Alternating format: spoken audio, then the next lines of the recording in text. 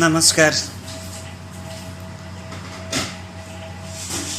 म शिवराज विश्व एकल यात्री, सुर्खेत जिल्ला क्षेत्र नम्बर 1 र्याकम गाविस वार्ड नम्बर 9 घोरेरी भन्ने ठाउँमा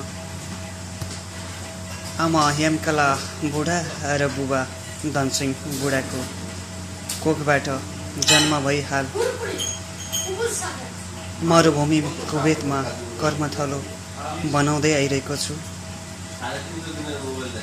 र आधा दशक जतिको यो बसाइको अन्तरालमा केही सुखका दिनहरू भोगियो त केही दुःखका दिनहरू पनि भोगियो र यसै क्रममा थोरै रचनाहरूलाई पनि समेटेर परिमार्जन गरेर साथीहरूसँग घुलमिल गरेर जानी नजानी सकी नसकी थोरै शब्दहरूलाई समेटिने गरेको छु मैले पनि फेसबुकका भित्ताहरूमा। त्यसैले म एउटा मेरो सानो रचना अथवा सानो प्रयासलाई वाचन गर्न गइरहेको छु।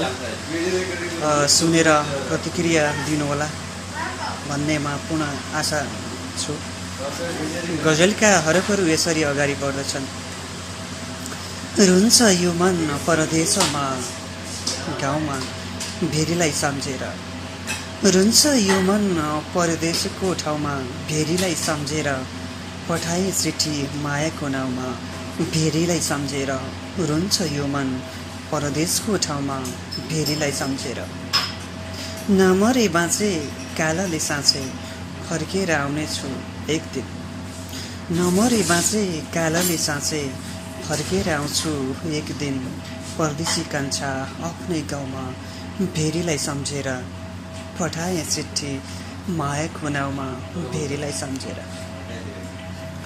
सपनीमा नि पुगिन्छ त्यही ठाउँ बेपनामा नि त्यही, सपनीमा नि पुगिन्छ त्यही ठाउँ बेपनामा त्यही, बेपनामा यहाँ एक्लो यात्रा लाग्छ त्यस पाउमा भेरीलाई सम्झेर, पठाए चिठी मायाको नाउँमा भेरीलाई सम्झेर। परवासको ठाउँमा किनमेल गर्दा झसङ्ग हुन्छु, परवासको ठाउँमा किनमेल गर्दा झसङ्ग हुन्छु, कहिलेकाहीँ बजार भाउमा भेरीलाई सम्झेर, पठाए चिठी मायाको नाउँमा भेरीलाई सम्झेर।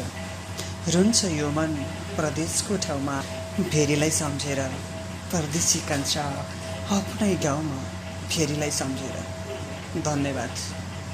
यो मैले आफ्नै सुर्खेत जिल्लामा स्थित भेरी नदीलाई समेटिने गरेर एउटा छोटो सानो प्रयास गरेको थिएँ।